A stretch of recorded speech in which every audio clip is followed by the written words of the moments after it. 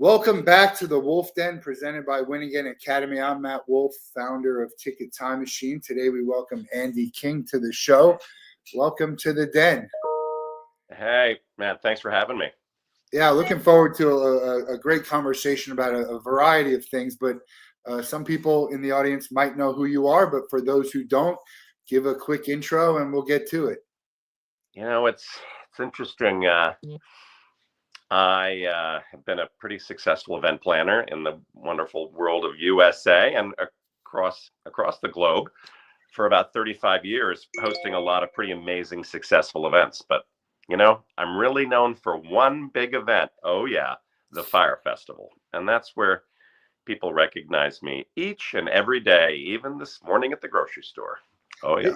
Isn't it funny how it's true the way they say if you do something right, nobody congratulates you or gives you everything, but once you do something wrong or you're a part of something wrong or whatever, all the negative stuff comes out, and that's really what people focus on. You know, Matt, it is crazy. It's sort of like, how could I be known for, I can't say that every event I did in the last 35 years was perfect, but they were pretty damn good. And how I get known for only one event, the biggest failure in pop culture today. And so it is fascinating. You know, I've obviously been able to, let's say, flip the script, and I've been able to utilize this platform to talk about failure because, you know, the world, Wall Street doesn't like to talk about failure. Hollywood doesn't like to talk about failure, but people fail every day, obviously. And you'll learn, like you will, I say you learn more from your failures than you do your successes. And so I get on stage at universities now with corporations and I say, get out there and fucking fail. Get out there and try something new. And you know what? What's the worst things that's going to happen? Yeah, you'll fail and you're going to have to try to do it again or do something else. But you know what? Yeah, I'm known for the biggest failure in pop culture today. So, somebody said if you're not failing, then you're not taking enough risks. I don't remember who that was, but I feel like I've heard that somewhere.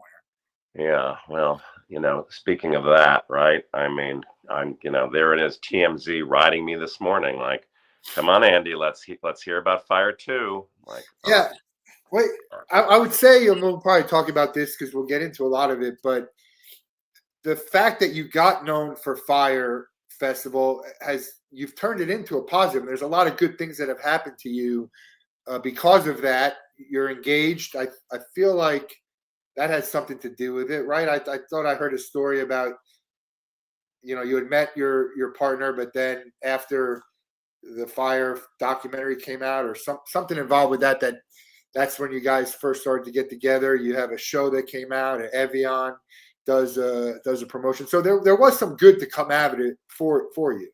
Absolutely. Yeah. I mean, it's sort of funny with Craig.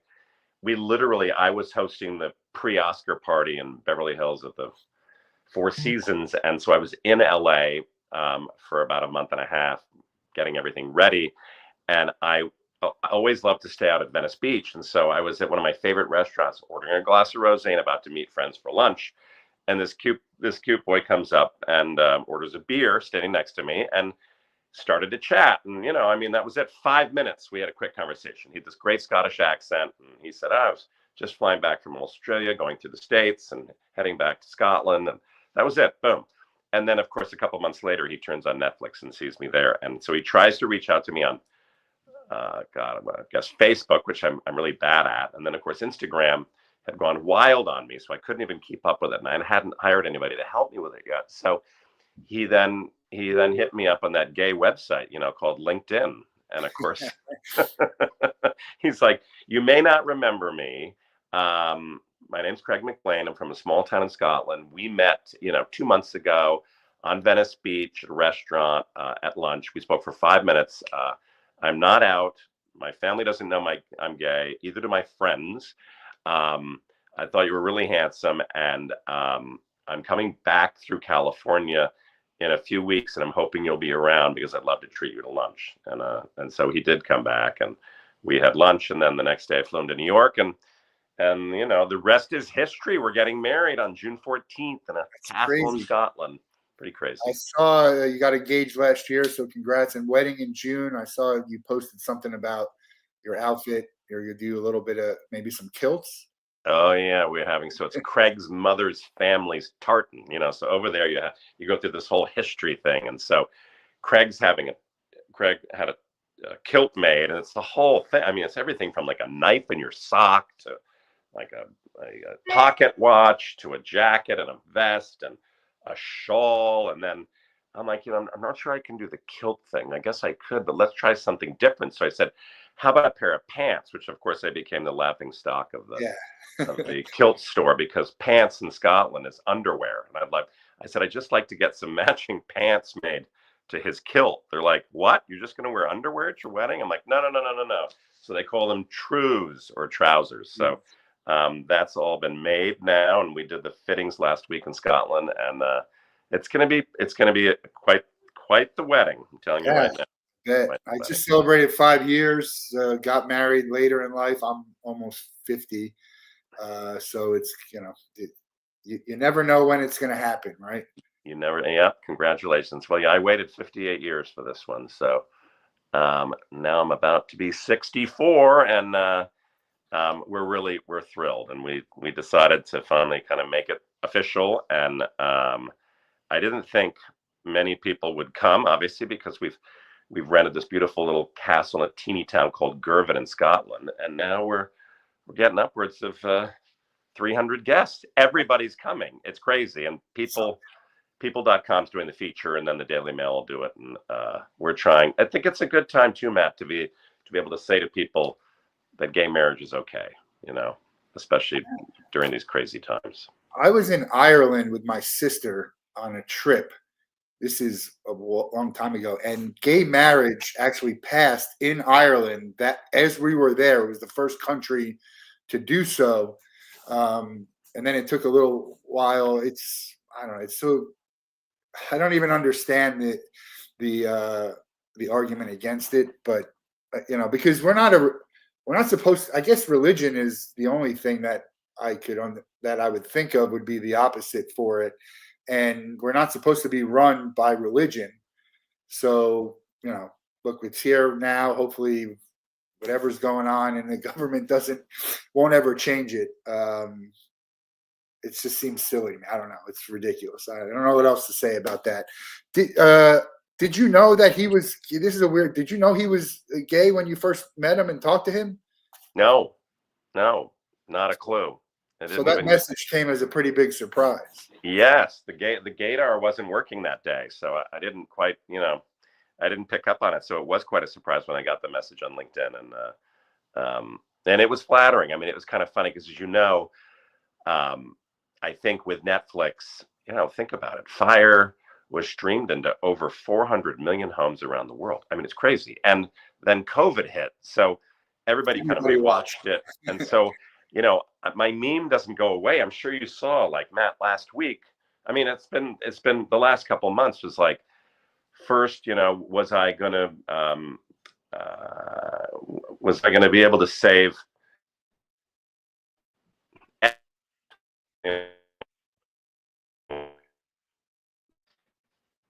yesterday, 2 days ago, I'm on Fox News. I was on Good Morning America because Billy, of course, is talking about Fyre, and then my meme comes up, and then it's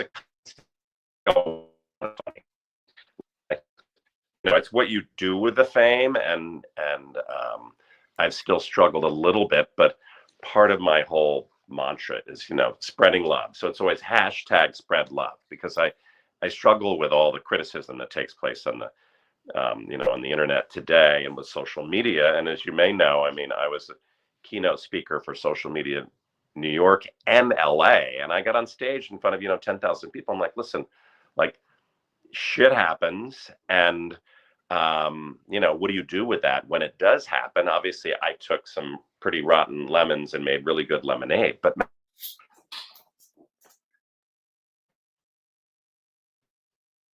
think we just got a glitch here. A glitch.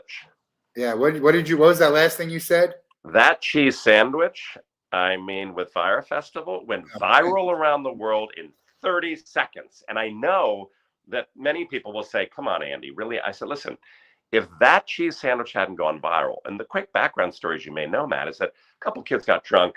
There we were. Yeah, the place was a mess, but we pulled it together for the first, say, 600 or 800 guests. A whole village was ready for them. I mean, we had Blink 182, Little Yachty, Major Lazer. They're all 10 minutes away over on Nassau at Atlantis, getting ready to get on a plane to come over to perform. The kids arrive. They're completely drunk because we obviously put them in another resort for the day to kind of buy us some time. And I looked at two kids and I said, "You guys need to eat something. Like, you're a mess. Like, over there is the employee tent. Ask for that. He'll make you a sandwich."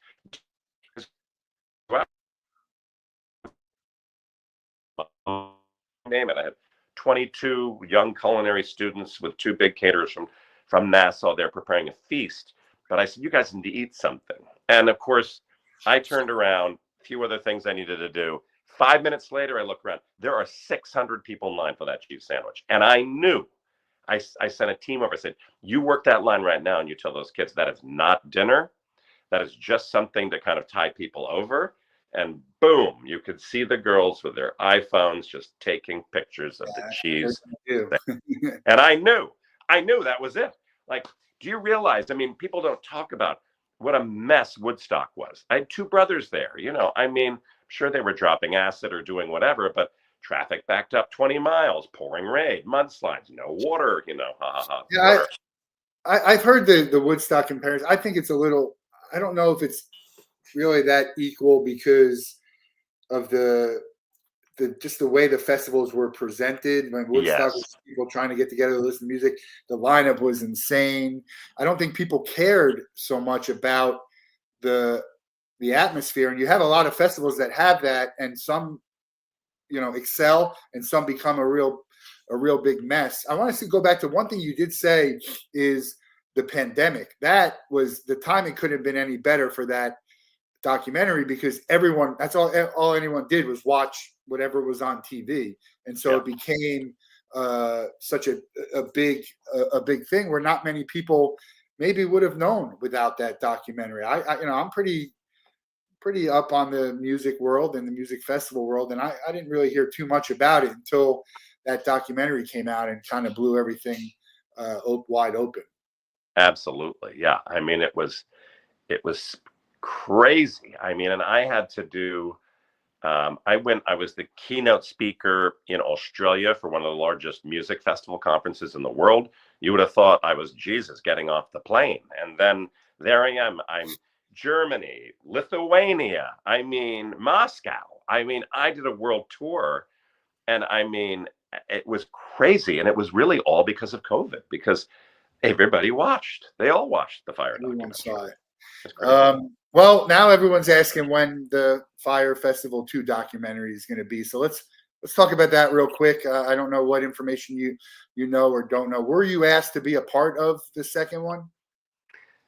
Matt, so originally, let's say I guess it was about a year ago, maybe a year and a half ago, I spent a few months working with Billy. And,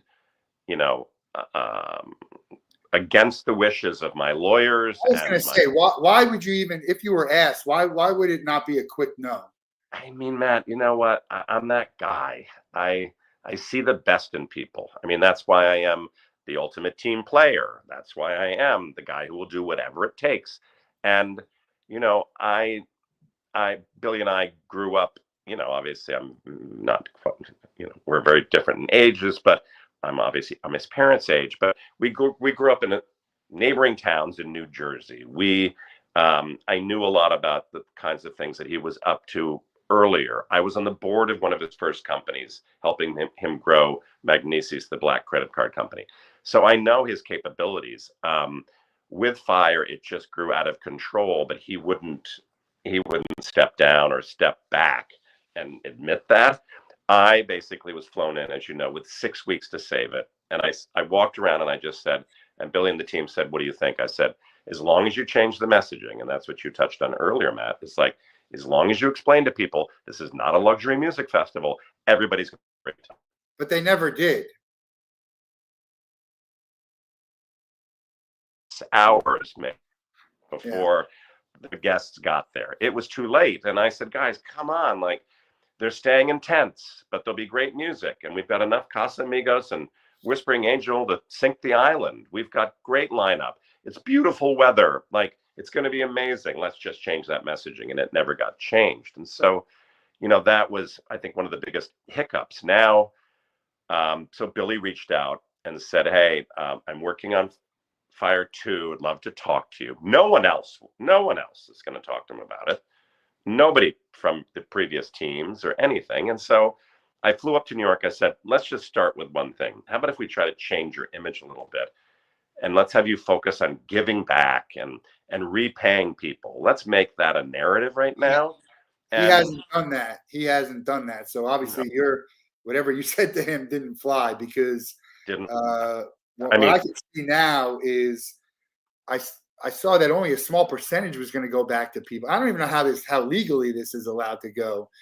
That only a small percentage was going to go back, and having to announce a festival without any talent just because his ego wants him to be the first one to sell out without releasing a lineup. And now everyone says, the venues are saying it's not going to happen. It can't happen. We don't have any contracts. It's crazy to me. I don't understand it. That's Billy. Totally crazy. And I think you touched on it. I mean, it's a lot about ego. And I said to him, Billy, first of all, if you do think about it, I mean, it should never be on another island. It better be on the mainland. You better have every infrastructure in place. But by the way, you owe $29 million, Billy, $29 million bucks. And you owe me over $1 million. So I've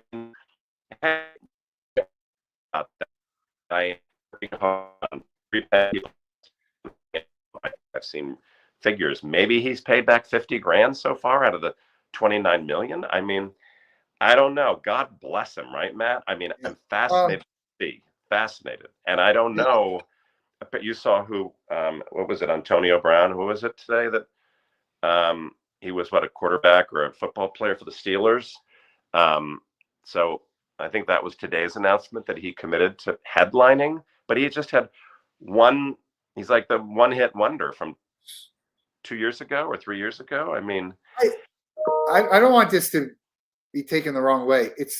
But it's not that hard to throw a music festival legitimately. There's thousands of them all across. Now, whether or not you can get the big names, right, because they all cost money, and can you sell tickets? Music festivals in general don't make a ton of money. There's a lot that fail. You see, they don't make a ton of money. 5 years it takes, Matt. Usually 5 years for a music festival to make money. Yeah. 5 years, and I don't know. But I think trying to just even if he wanted to, if I was Billy right now trying to do Fyre 2, I would just announce some big names. Wouldn't you? But he doesn't have them. See, it's always the cart before the horse. It's crazy, It's like, and I don't know. It's not a reliable source, but I had someone who works in the ticket industry who radioed me a couple of weeks ago saying, Andy, so he was trying to sell a certain amount of tickets at $3 grand. And in 1 week, he dropped them from $2 grand to $1 grand. It doesn't sound like a sold out festival to me. No. He did go on Good Morning America, right? And say that or Good Day or whatever, said he'd sold $1 million VIP ticket. I doubt that too. I mean, but I won't lie. I'm sort of tempted to pull a group together and charter a yacht and anchor it offshore. And commentate for Netflix. You can't get a backstage VIP comp from Billy. I think I'm safer with my own private yacht. I do. I just think. You ever hear of the Bamboozle Festival? You're from New Jersey. I'm from New Jersey. Do you know the Bamboozle Festival story? No. What's that? So they were basically the Warped Tour as Warped Tour was going, and they were doing pretty well. And then the guy who ran it said they were going to come back, and it was just a disaster. I mean, everything this guy said was a lie, but he wouldn't admit that he wasn't selling any tickets. At ticket sales report, he wouldn't admit that artists weren't signed up, that he didn't get permits and all that, and eventually had to cancel. And then you don't hear from him. It was called the Bamboozle Festival. Me and some other people were looking to do a documentary around it, to talk about it, because it's a wild story. I'll send you some info for it if you watch it. It's just a crazy story about, why not just come clean? At some point, everyone knows you're lying. everyone knows it's not going to happen. Why not come clean and sort of, I don't know why people do that when they know they're going to get caught in such a terrible lie. Well, Matt, can you say the word narcissist? Yeah. Yeah. That's And all the I can. funny thing is, I reached out to Billy's people to say, hey, we'd love you to talk to you about this, because who better to have on a documentary about a failed music festival than Billy? And they wanted to charge like $5,000 for it. I'm like, I wouldn't pay anyone $5,000 to come on. But it's like, it goes back to what you said. Like when your reputation is damaged, why not do, even if everyone thought you were full of shit, why not have it appear as though you're trying to do good and help people? That's what's the crazy thing for me. I know, believe me. So we had, like, you probably saw, like, we did some pop-up grilled cheese sandwiches. Like, we were doing, I think, some in the West Village and one in Soho, and partnered with a burger place. They couldn't have been nicer. And Rolling Stone's like waiting outside. They're like, Andy, what the fuck are you doing? And I'm like, trust me, guys, I am working with Billy. I'm going to help change his narrative again. I'm the whisperer. This is kind of what I do. And they're like, good luck with that. And of course they were sort of right, because I'm like, Billy, it was interesting to see where I was like, how many people are going to show up? I made the investment to go up. I flew up from Florida. I'm like, you know what? I'm going to go spend a couple days. Let me see if I can help. And yeah, I enjoyed myself. A lot of people came probably to see me, to talk, but at the end of the day, there weren't the numbers, there weren't the supporters. So when Billy announced, oh yeah, I'm doing another festival, and you remember last year he kind of went quiet for a few months, but for months there he's like, yep, sold out. I'm like, who the fuck is buying these tickets? And then of course I flew up, we went out to Montauk to have a group of investors who flew in from across the country to meet with him.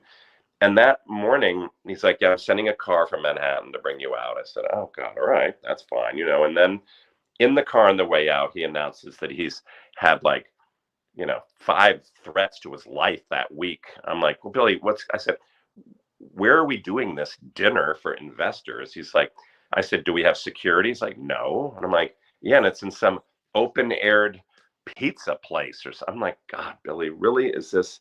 So red light, right? What's the saying, Matt? Fool me once, fool me twice.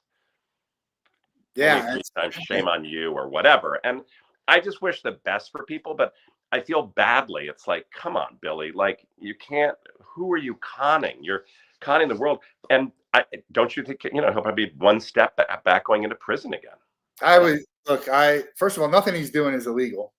That's the it's not doing anything illegal. It's just, if I had FU money, I'd probably throw $1,500, $2,000 at a ticket and just to see what happens, because it'd be interesting. If I didn't care about the money. Dre had a post on LinkedIn the other day about Billy, or commented, and that's where I first saw it and said, wait, it's funny timing you said that, because I already had you booked for this show, but wanted to know, who's the staff. And there are a couple companies that have put their name behind it, and I don't know too much about them, but they're not like, it's a decent company. So like, who in their right mind would put their reputation and money behind something like this? It's still that boggles my mind a little bit. Well, think about, everybody loves an underdog generally, right? I mean, but in this case, if there's no remorse, there's no like, hey, I'd be saying, I'm hosting a festival to try to raise money to pay everybody back from that would be my headline every day. He could do it. He could absolutely do it. There's people who would help. Right. And as you know, I'm the only one who set up 2 GoFundMes to pay back people in the Bahamas. I raised almost $500,000. I'm sure there's plenty more people out there that need to be paid. I didn't need to be paying people back. I never got paid. And I ended up putting a few hundred plane tickets on my credit card to get some of these kids home. I'm like, what? But in the end of the day, I would say, hey, people would, if he's saying, I want to pay back that we're doing, blah, blah, blah. It's not. But who's going? Maybe someone's going to go, and I might just be offshore on a yacht. And don't be surprised. What percent chance do you think that any event happens, even some type of small type of festival? I mean, we're a couple of months out. We have no names.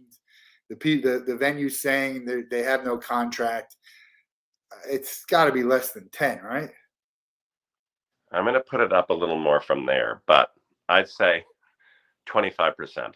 25%. That's high. It's very high. I know, Matt, but think about it. Like, he apparently did a couple events in Florida. He was dropping people from helicopters.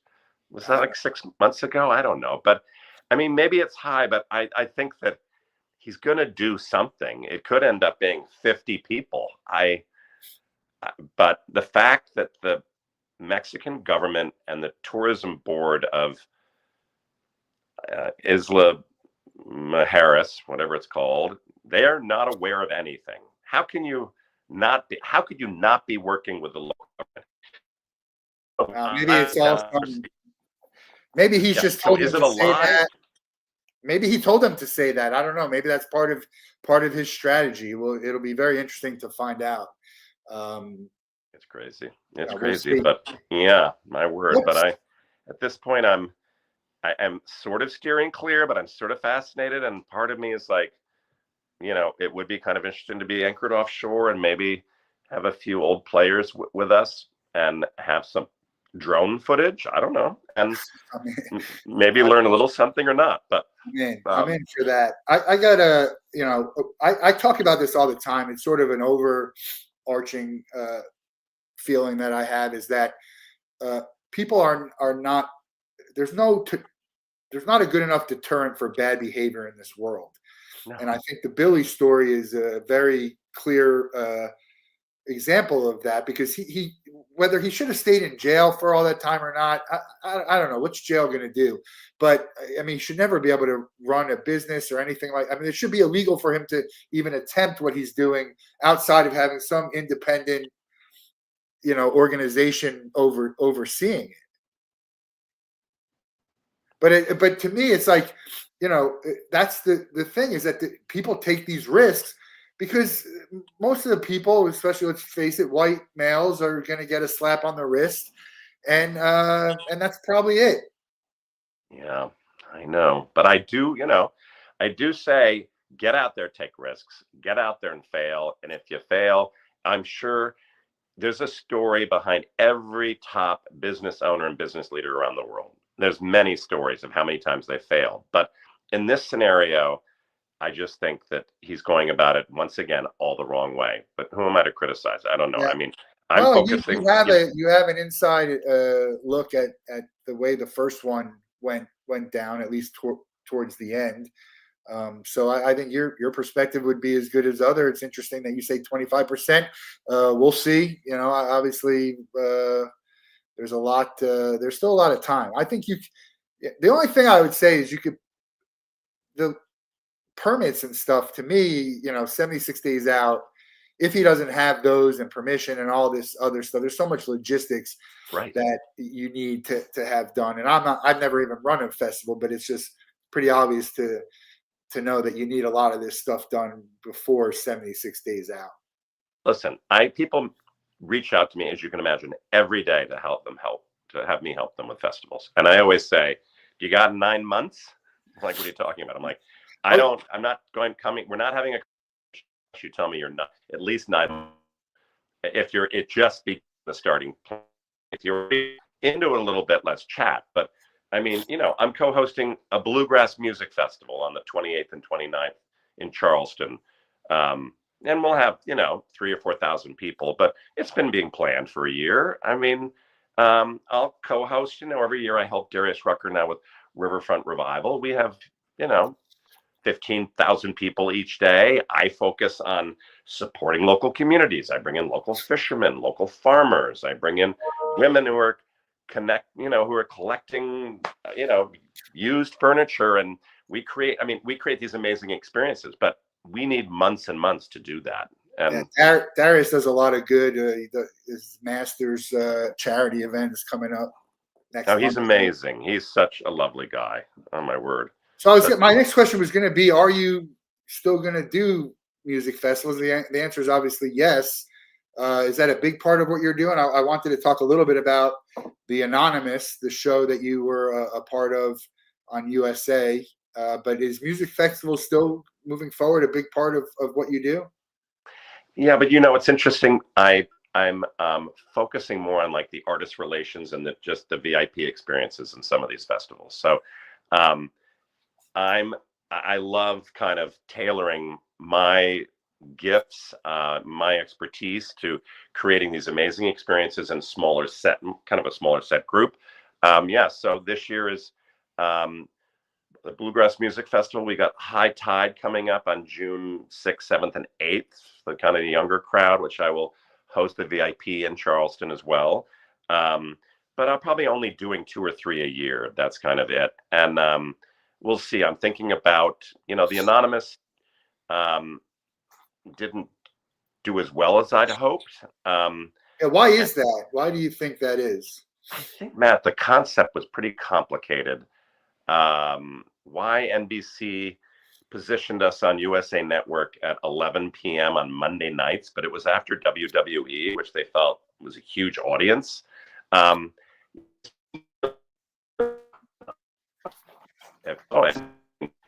incredible. It's kept me relevant, and I did enjoy doing the show. A lot of the cast will be at the wedding. We had Nina, whose mom won Survivor 2 seasons. We had Xavier, he's coming with his fiance. He won Big Brothers last year, kind of a notorious cast. So I'm looking now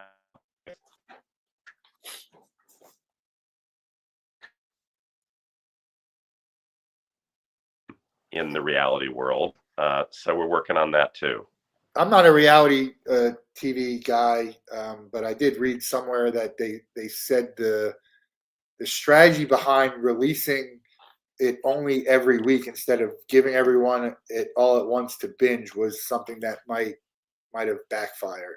Yeah, I think so too, because you were left with a cliffhanger at the end of each show, like who's being removed. You had to wait till the next week, and I think that probably became a little bit frustrating. Could there be a season 2 for the Anonymous? I don't know, but Lambert Studios does an amazing job, and I love NBC. So I'm hoping maybe Traders, maybe there's a few other shows that we're kind of looking at that I might do, and just trying to spread some love out there. Yeah, you have a podcast called Fully Prepared. What's that about, and why did you start the podcast? I started it because I wanted to talk to other people who have taken risks in their lives and other people who have failed, and how do you handle that, and how do you pick yourself up again and kind of brush yourself off and keep the ball moving. I sort of put a pause on that because of the show, and now with the wedding, which is becoming bigger and bigger by the moment, we're sort of doing a little more of a focus. So it paused on the podcast, but probably we'll be right back into it in the summer and the fall. So what was it's kind of fun to talk to people. Yeah, what was one of the most interesting stories that you had? Gosh, I think it's fascinating. Well, I mean, I've been on so many podcasts myself, obviously, and but talking to my folks in life is a change in sustainability, and those are the type of things that I try to add to all the festivals that I do, and for my show, and for everything that I do in general. It's all about, at the end, it's about sustainability. So I think talking to one of the people that I work with very closely, I did a lot of work with Leonardo DiCaprio with his big foundation that he's now merged with Lorraine Powell Jobs. But the sustainability things of the amount of waste that takes place in this world, that's been a lot of my content has ended up there, and hearing stories of how much waste is created with some of the biggest festivals around the world is mind-boggling. Yeah, I wanted to talk about sustainability. It's a hot topic, especially in the festival world or event world. But I think and I've experienced this personally, that it's kind of like people they want to appear that sustainability is a big issue for them, but their actions say otherwise. So I'll give you a couple of examples. I want to hear your thoughts on it. there's a venue down here in South Florida that has partnered with Liquid Death Water. Yep. Right? Water in a can, no plastic bottles, great. But they had an incident where I guess stuff was being thrown on stage. And so when you go underneath to the covering, you have to pour that liquid water in a can into a plastic cup and able to bring it into there. I mean, that's it doesn't like what it's just a money grab, right? I mean, Liquid Death has to know that this is happening, but they do that. Meanwhile, a lot of festivals on the beach, and they support sustainability and save the beach, but yet there are a ton of plastic cups that people are drinking in, and the sponsors and their partners and are using plastic on that. So, to me, I think there's a difference between saying you want to be sustainable and really make a difference, and then actually the people who do it. I mean, you're totally right. And the greenwashing piece is really, really scary. For me, I'm only hoping, as you tell me these stories, that they've actually partnered with a compostable plastic company. The plastic cups are actually compostable and turned to dirt in 30 days, but they forgot to put that out there in the narrative to tell people that's what's happening. Now, is that always happening that way? No, but there are a lot of compostable cups out there that look just like plastic, and that they do turn to dirt in less than 45 days, let's say. And so that's a way of embracing it, but it's all about storytelling for me, and it's all about the narrative. So as you're saying, yeah, here it is. Let's have water in aluminum cans, which actually are much easier to recycle. But boy, you can't bring that on stage from a safety issue. Okay, great. Well, then, but then people drop the ball on telling the narrative. And I think that's where I work with a company based in Ohio, Zero Waste. They're amazing. And they just basically go from festival to festival. They build these pyramids, whether and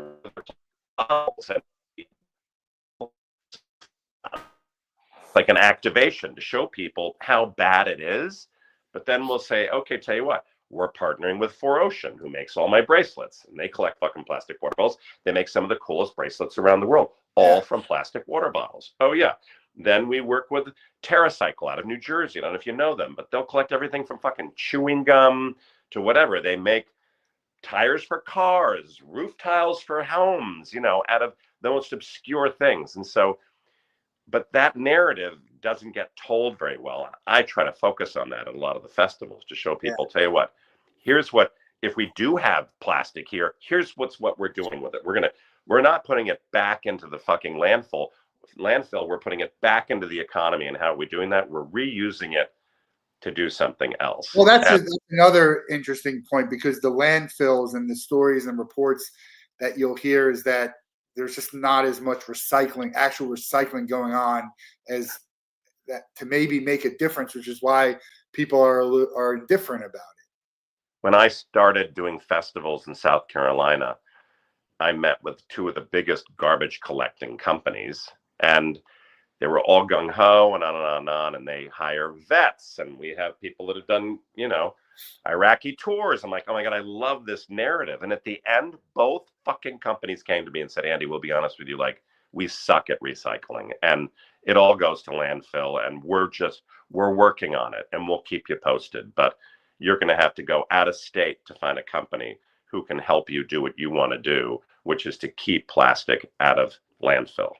And how far away are we from that? Pretty We're far. We're not close, Matt. Yeah. We're not close down here. What's it going to take? I don't know. I mean, it's just crazy. I mean, here is like a good example of this. We host one of the largest environmental festivals in the country in Charleston every spring. And I met with the founders a few years ago, and I said, listen, one of the founders said, so Andy, we heard that we have to sit down and talk to you about your practices. I'm like, yep.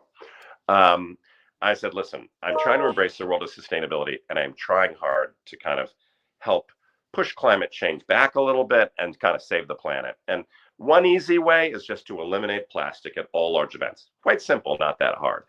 And they said to me, wow, that's going to be tough because we've been using solo cups for 35 years now down here. I'm like, well, I'm well aware of that, but you're an environmental charity. And they said, I don't know if we can stop doing that. I said, well, keep doing it, but you're also killing half the fish in the ocean.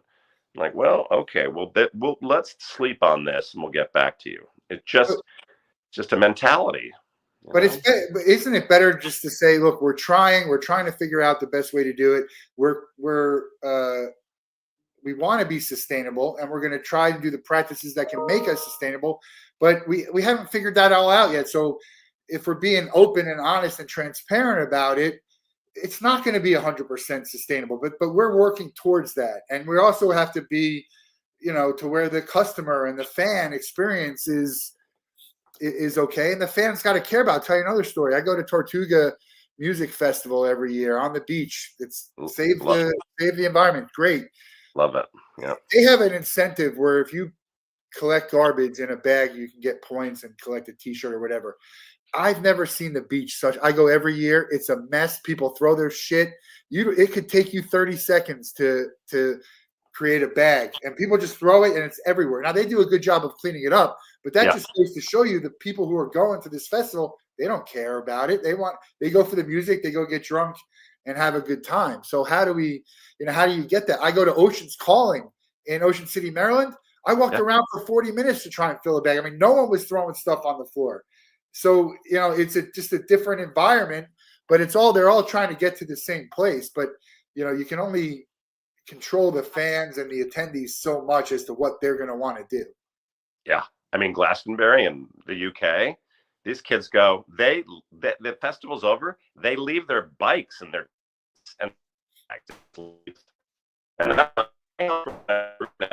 leave them kids that need bikes.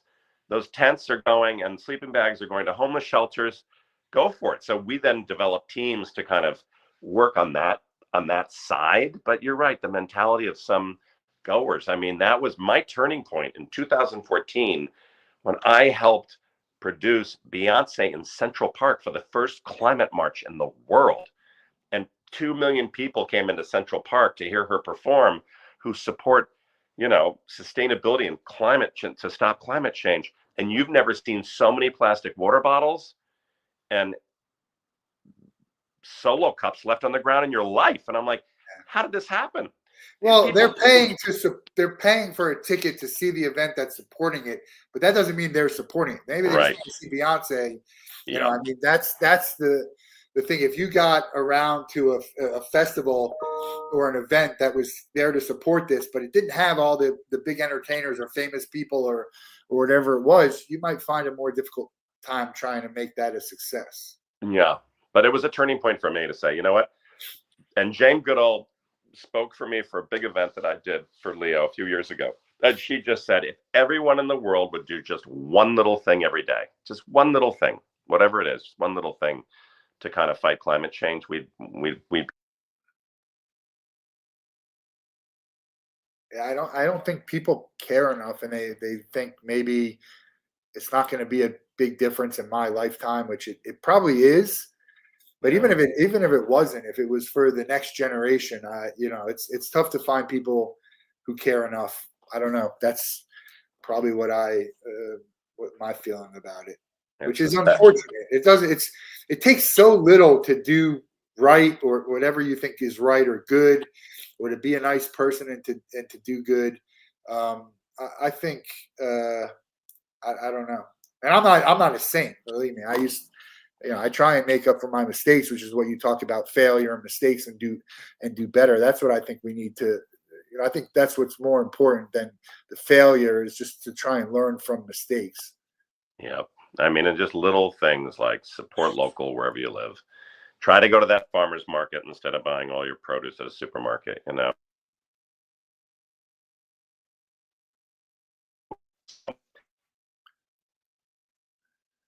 Every day, and I'm not perfect either, Matt, but we're doing our best. We're trying. I want to go back to something that Dre posted here: the difference between failing and planning an orchestrated scam. The victims, and you have your opinions on it. I don't think anyone's going to convince the majority of people that Billy didn't know this was going to be a disaster and a failure at a point where he could have stopped it. And now why anyone would think he's doing anything else for this second one, I don't know. You'd have to really have a blind eye, I think, to what's going on. How much of that is involved in the festival world? Because you see a lot of shows go on. They talk about big things, and they just then they cancel, and people get left out. I mean, you could give me money back for my ticket, but can you give me money back for my flight and my hotel? And I might have already flown there, and they're canceling 2 days before. It's, I think, how much of that is there in the music industry? Shit.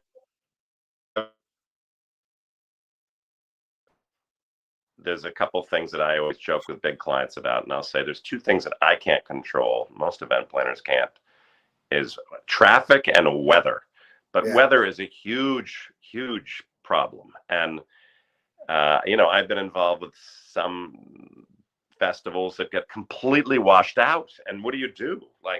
And they, it's a 3-day festival, and the last 2 days are complete washout. You're like, and this squall came up out of nowhere. Like, what do you do about situations like that? Well, you say to people, next year, you guys have a free ticket. Or, you try to do whatever you. When people say, well, but that's still a difference between, I'm talking about when you an event prior to, say, usually it's under some type of, hey, this person's not feeling well or something came up. Generally, that means they didn't sell enough tickets. We get that here all the time. The Fugees have been trying to do a comeback, and they just can't sell enough tickets. They keep announcing shows and cancel them beforehand. But I'm talking about people like who show up and then you cancel. Not weather you can't control. I'm going to tell you a great story. 4-Chord Music Festival.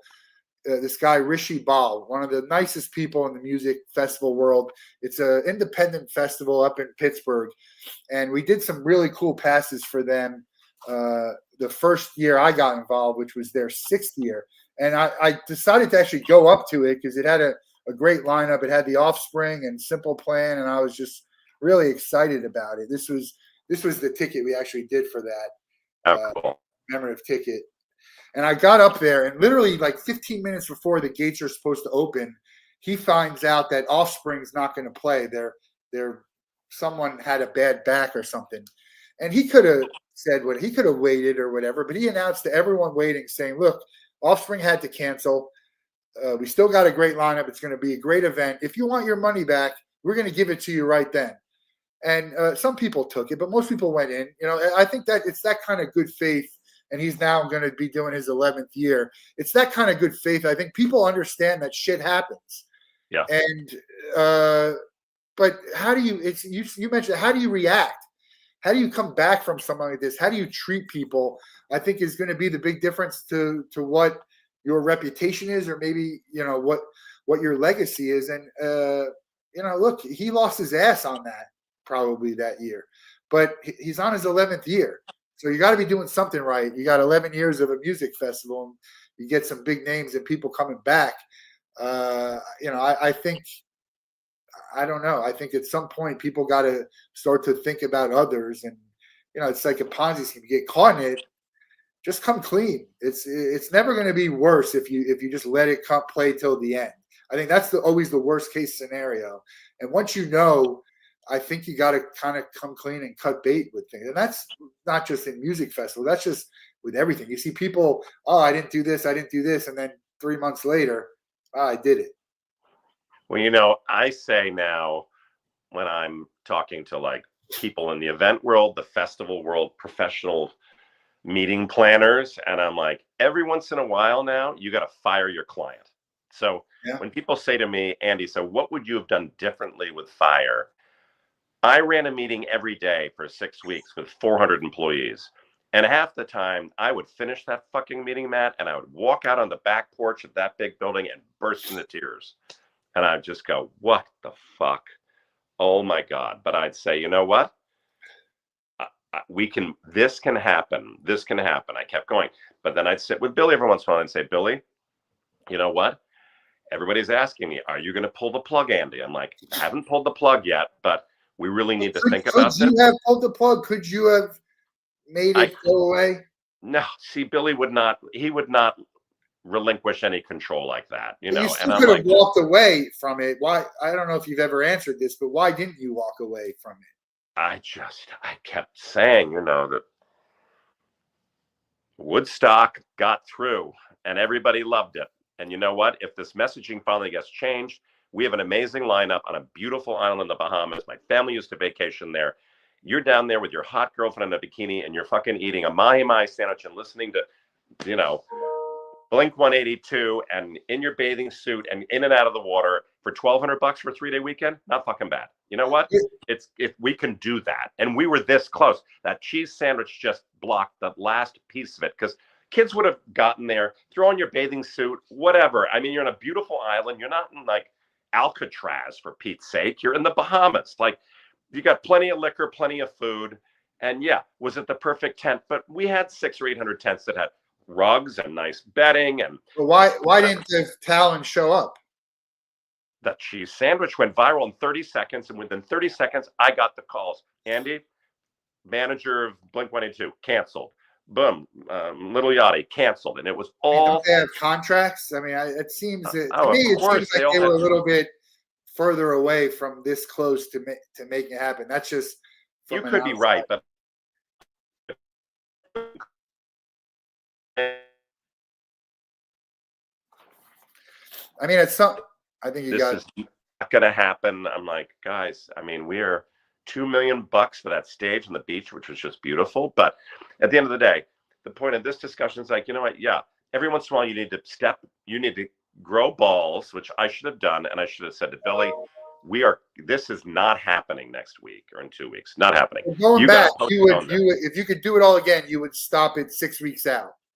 5, 4 weeks. Yes, I would have stopped. I would have said, we need. Or you would have left. Forget about what he does. He could have done whatever.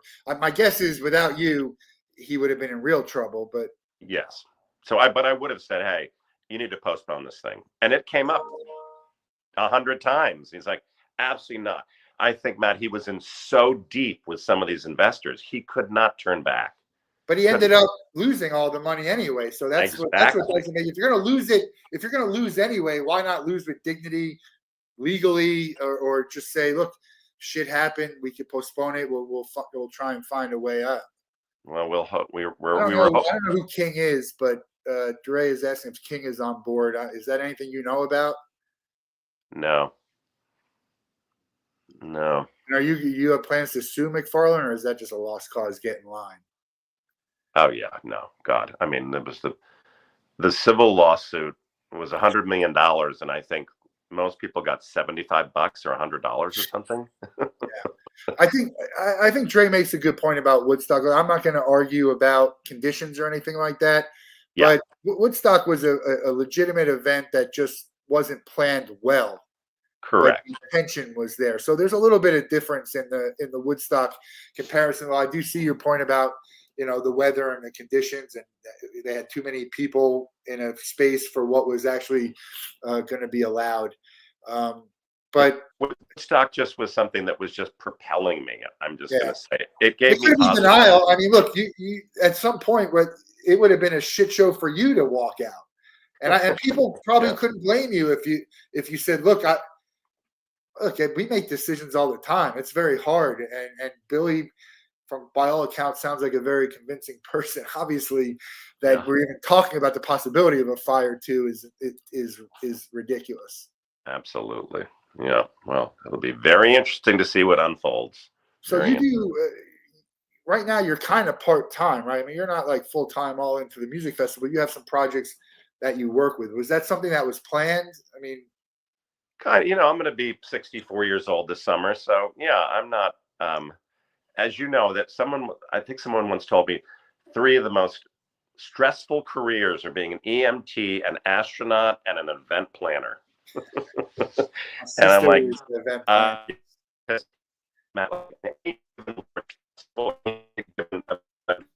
have over 400 vendors reporting to me, 400 companies. And oh yeah, this truck caught fire. The labor company's having a problem. This is like, there's always shit going on. So many fires excuse the pun, so many fires to put out. And, it takes a toll on you. It's not easy to be a producer and to produce large events and festivals. It's not a high reward, because if it goes on the way it should, you just did your job and what everyone sort of expected you to do. And with regards to a festival, what's a music festival that you think is just run very well out there? God,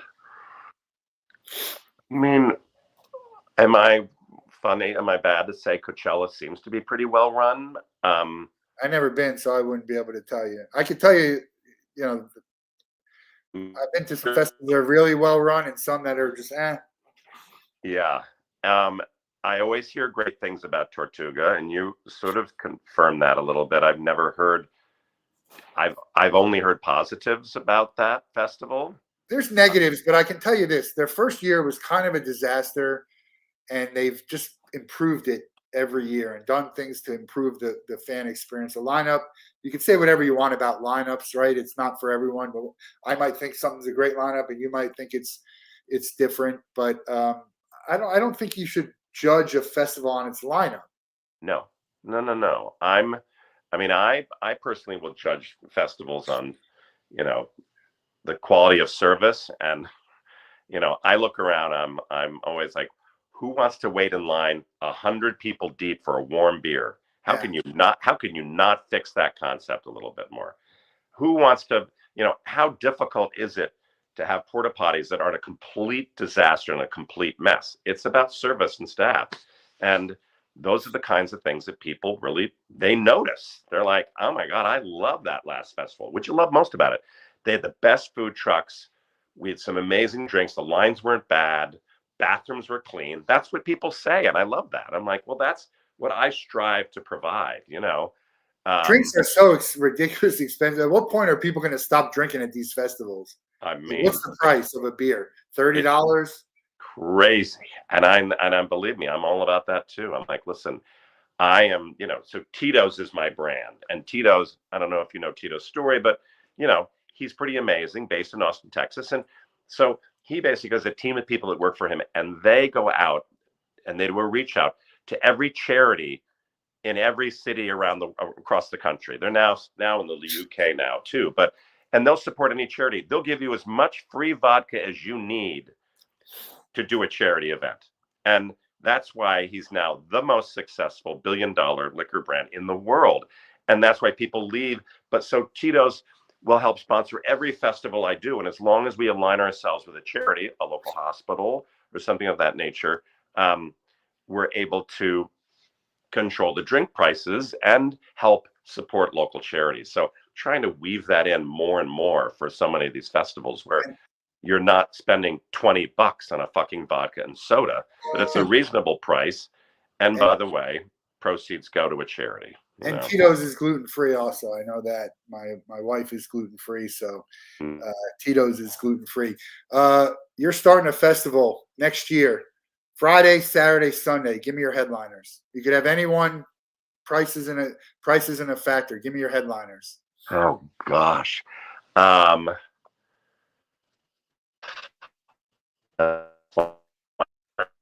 Years younger than me. My feeder for talent today. I'm at for your enjoyment. Who do you think who would you want to be the headliners? Oh boy. I'm getting into country music more and more these days. Is that bad for you or good? I don't know. Country is one of my favorite. I didn't like country until I went to Tortuga. I haven't missed a day in 10 years. I mean, I love Brett Young, and I'm surprised Brett Young hasn't become more of a rising star than some of his competition, Slow. His music is slower. I think you got to have the pop aspect of country, just my opinion, for the newer fans, because that's what the new country is. Shabuzi and, Luke Combs has some slow songs, but he's got some real good hits that have, some beat to it. Yeah. I mean, I'm these days, I have a lot of fun with the DJ world. So, I love I'd probably create that sort of, and maybe probably Diplo. That's kind of my fun these days is some of these great DJs, and trying to potentially convince Matoma to come and perform in Scotland in June. I'll tell you something about Brett Young. My wife's favorite song is "In Case You Didn't Know," and I messaged Brett Young, and I actually had a meet and greet with Brett Young to get him to just do it was our first dance song, just to do like a 15-second intro, and he couldn't. He didn't end up doing it, which was very I had a meet and greet with him. I thought I had a chance. He seems like such a nice guy. He is. I'm just sure you can't. But to me, you probably don't get that many requests like that. I would have liked him to do a couple of last questions here from Dre. She's got some good ones. You actually already said this. Billy hasn't invited you. You might do a yacht on the fringe of wherever he's going to be and see what happens, right? If he gave you a ticket, you wouldn't want to be. You do your own transportation and all of that stuff. Absolutely. I don't think is he going to reach out to me 1 month out? That'll be ironic, right, Matt? I don't and Dre's in the festival world, so wanted to know, how do you choose festival department directors and heads, and do you hire them or do you have staffing?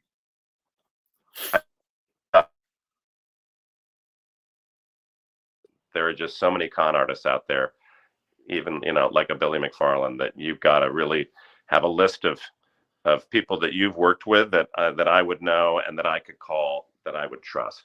And it's like, I call it sometimes the world of, it's like the carnival world, but you know what? The festival world is pretty connected.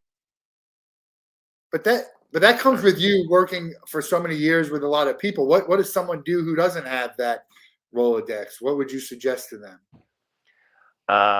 You need to reach out to any festival that you're fascinated with, try to find out who the organizers are, and get in there and say, I'll do it. Let me know where you've got holes in your labor force. I'd love to help out. I'd love to be a part of it. I didn't. These big names, Live Nation, and are they ruining the festival world by taking over all these? The independent festivals aren't around as much. It's becoming harder and harder to do an independent festival. Is that ultimately a good or bad thing for the festival world? Bad. And how do we change that? I just, Live Nation has added a director of sustainability, which I love. But they are just putting everybody out of business, and the quality of the festivals is getting shittier and shittier. And it's something that I'm not sure, they own the world. They own every venue. They're running every big festival. They're subbing out to, park. I mean, couldn't people? I know people like you, and I don't know if you know Kevin Lyman, the Warped Tour guy. I mean, I feel like you guys could put on an independent festival that would be, good. And maybe a touring festival goes to 3 or 4 different locations. I think I like that idea. Because if you look at the festival lineups, a lot of the same people are playing festivals all over. Absolutely. So I like that idea. I feel like the right people can make that happen. Just putting it out there for you.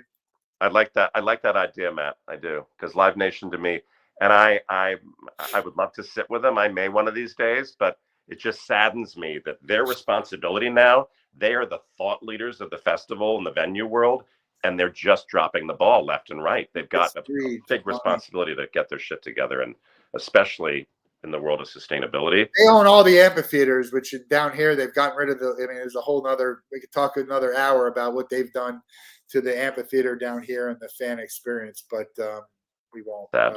I'm in for any festival you're a part of. Matt, thank find you. The right way to do sustainability and all that. Really appreciate you coming on here, and I'm excited for you and your big wedding this summer. We're gonna get you out of the Wolff Den with the same question everybody gets. You could spend 24 hours with anybody in the world, but they have to be alive, and you can't be related to them. Who would you choose, and what would you guys do? Oh, my word. Anybody in the world alive, what would we do?